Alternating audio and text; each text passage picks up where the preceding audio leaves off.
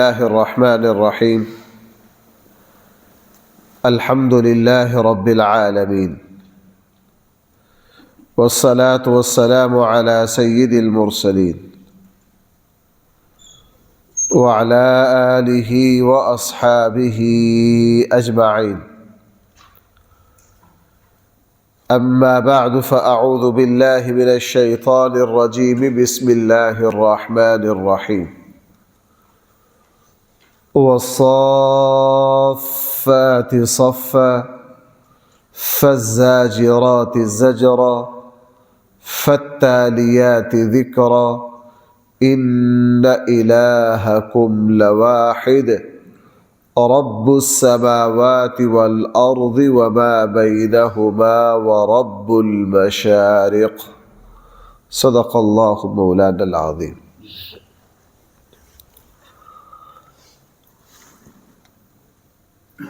قرآن کریم کے نازل ہونے کا جو زمانہ تھا، اس زمانے میں فرشتوں کے بارے میں مشرکین نے طرح طرح کی باتیں کہی اور فرشتوں کے بارے میں ان کے عجیب عجیب عقیدے تھے. اکثریت وہ تھی جو فرشتوں کو توبہ نعوذ باللہ اللہ کی بیٹیاں کہتے تھے. فرشتوں کو اللہ کی بیٹیاں کہتے تھے. اس بات کا تذکرہ قرآن کریم نے بھی فرمایا ہے. بہت سارے لوگ ایسے تھے جو فرشتوں کی پوجا کرتے تھے، عبادت کرتے تھے. قرآن کریم نے اس بات کو بھی ہمارے سامنے رکھا اور بیان کیا. کچھ لوگ ایسے تھے جو حضرت جبرائیل اور میکائیل کو برا بھلا کہا کرتے تھے. قُلْ مَنْ كَانَ عَدُوًّا لِجِبْرِيلَ فَإِنَّهُ نَزَّلَ. قرآن میں اس کا تذکرہ. تو فرشتوں کے بارے میں ان لوگوں کے طرح طرح کے عقائد تھے جو سارے کے سارے غلط تھے، اللہ تعالیٰ کی توحید پر مبنی تھے، شرک پر مبنی تھے. اس لیے قرآن کریم نے جگہ جگہ فرشتے کون ہیں، کیسی مخلوق ہے، کیا کرتے ہیں، قرآن کریم ان کا تذکرہ کرتا ہے. مثلا سورہ تحریم میں فرمایا وَإِن تَظَاهَرَا عَلَيْهِ فَإِنَّ اللَّهَ هُوَ مَوْلَاهُ وَجِبْرِيلُ وَصَالِحُ الْمُؤْمِنِينَ. اسی صورت میں فرمایا لَا يَعْصُونَ اللَّهَ مَا أَمَرَهُمْ. اللہ ان کو جس بات کا حکم دیتے ہیں وہ اللہ کی مخالفت نہیں کرتے. اور کس جگہ یہ فرمایا الذين يحملون العرش ومن حوله يسبحون بحمد ربهم. فرشتے اللہ کے عرش کے دائیں بائیں کس طرح آداب غلامی بجا لاتے ہیں، اللہ کی تسبیح کرتے. کس جگہ فرمایا وَنُفِخَ فِي الصُّورِ فَصَعِقَ مَنْ فِي السَّمَاوَاتِ وَمَنْ فِي الْأَرْضِ إِلَّا مَنْ شَاءَ اللَّهُ. کسی جگہ فرشتوں کے جہاں غزوہ بدر آیا وہاں قرآن کریم نے فرشتوں کے اترنے کا تذکرہ کیا. بشرا، ہم نے تمہارے لیے خوشخبری لے کر بھیجا 3000 کی 5000 کی. قرآن کریم نے جا بجا فرشتوں کے جو حقیقی فرائض ہیں ان کا تذکرہ کیا. اسی صورت کے آخر میں آ رہا ہے وَإِنَّا لَنَحْنُ الْمُسَبِّحُونَ. ہم تو ہر وقت اللہ کی تسبیح کرتے، اللہ کی پاکی بیان کرتے. تو فرشتوں کے بارے میں وہ لوگ حد درجہ افراط و تفریط کا شکار تھے. زیادہ عقائد بے ادبی کے، مشرکانہ. اور جنہوں نے فرشتوں کے بارے میں تھوڑی بہتی عقیدت کا اظہار کیا ان میں سے کچھ ایسے بھی تھے جنہوں نے فرشتوں کی پوجا شروع کر دی. قرآن کریم نے یہاں بھی فرشتوں کی اصل حیثیت کیا ہے، اللہ کی کیا مخلوق ہے، وہ کیا کرتی ہے، قرآن کریم نے یہاں ان کا تذکرہ کیا. فرمایا وَالصَّافَّاتِ صَفًّا. قسم ہے اچھی طرح بہترین طریقے سے صف بنانے والوں. اور تمام مفسرین، صحابہ، تابعین اور بڑے مفسرین جتنے بھی ہیں وہ سب متفق ہیں کہ اس سے مراد فرشتے ہیں، چونکہ قرآن میں دوسری جگہ آ گیا وَجَاءَ رَبُّكَ وَالْمَلَكُ صَفًّا صَفًّا، فرشتوں کی صفوں کا تذکرہ قرآن کریم میں دوسری جگہ آ گیا۔ فرمایا فرشتے وہ ہیں وَالصَّافَّاتِ صَفًّا، جو اچھی طرح اللہ کے سامنے صفیں باندھ کر ادب سے کھڑے ہو جاتے۔ جو صفیں باندھ کر کسی کے سامنے کھڑے ہو وہ آقا نہیں ہو سکتا، بھائی وہ کون ہو سکتا ہے؟ وہ غلام ہو سکتا ہے۔ اللہ کے سامنے جو صفیں باندھیں گے وہ اللہ کی مخلوق ہے۔ ہمارے آقا صلی اللہ علیہ وسلم نے فرمایا کہ تم جو ہے فرشتوں کی مشاہبت اختیار کرو ان کی طرح۔ صحابہ کرام نے پوچھا اللہ کے رسول ہم فرشتوں کی مشاہبت کس طرح اختیار کریں؟ فرمایا تم بھی نماز میں اچھی طرح صفیں بناؤ، اس طرح صفیں بناؤ کہ جس طرح فرشتوں کی صفوں میں کوئی گنجائش نہیں ہوتی تمہاری صفوں میں بھی کسی طرح کی کوئی گنجائش نہ ہو۔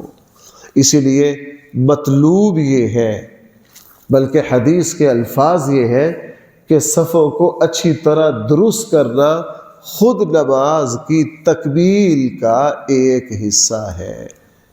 نماز میں یوں کھڑا ہونا کہ درمیان میں، ہمارے آقا صلی اللہ علیہ وسلم نے فرمایا نماز میں یوں نہ کھڑے ہو کہ درمیان میں کوئی جگہ چھوڑو، درمیان میں کسی قسم کی گنجائش نہ ہو، اچھی طرح مل کر کھڑے ہو۔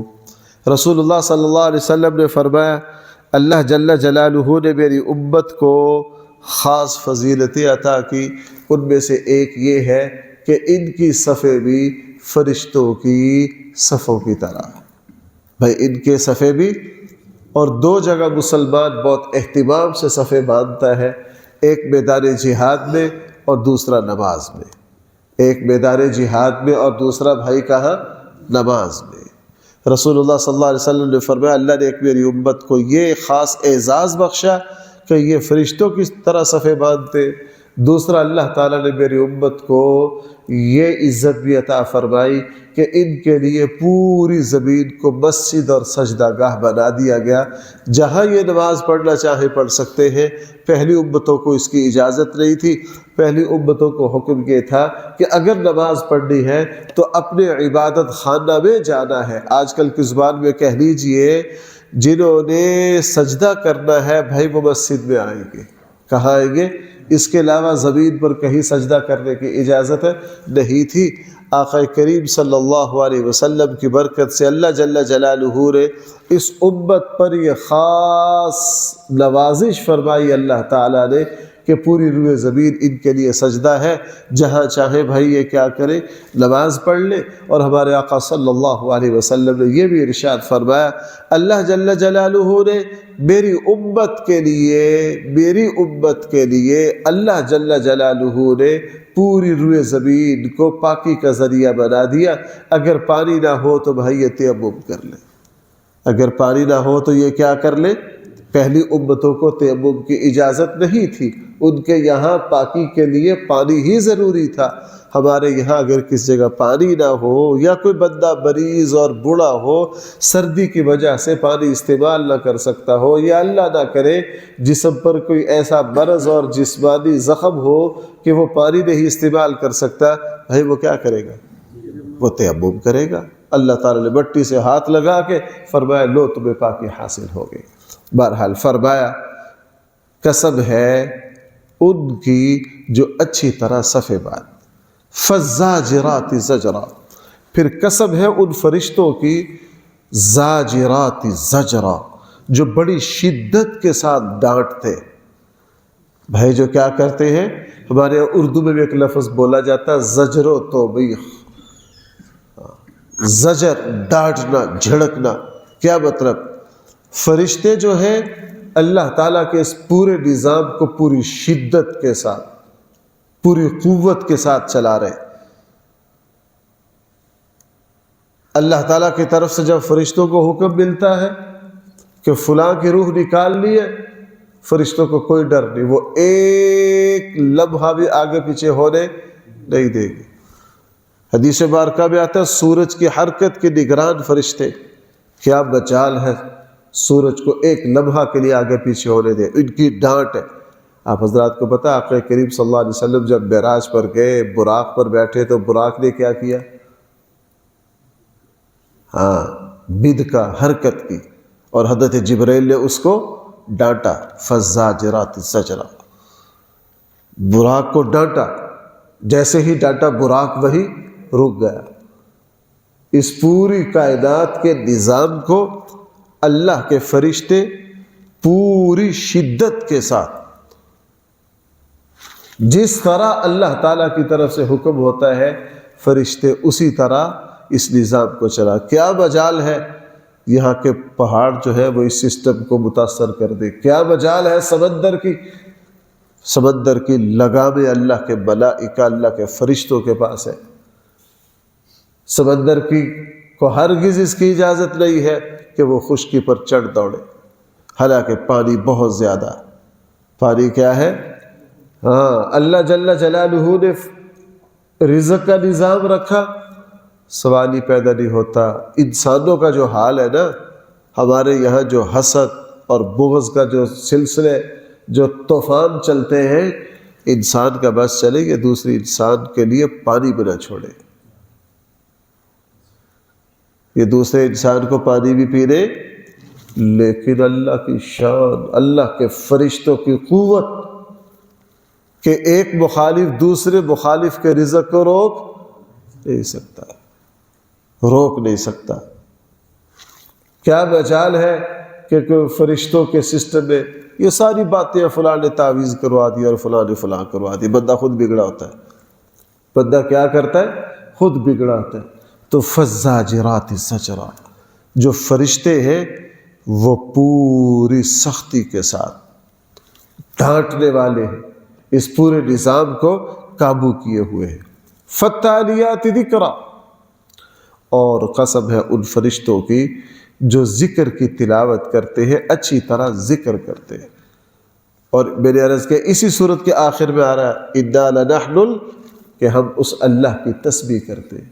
الذین یحملون العرش ومن حولہ یسبحون بحمد ربہم، فرشتے ہر وقت اللہ کی یاد میں،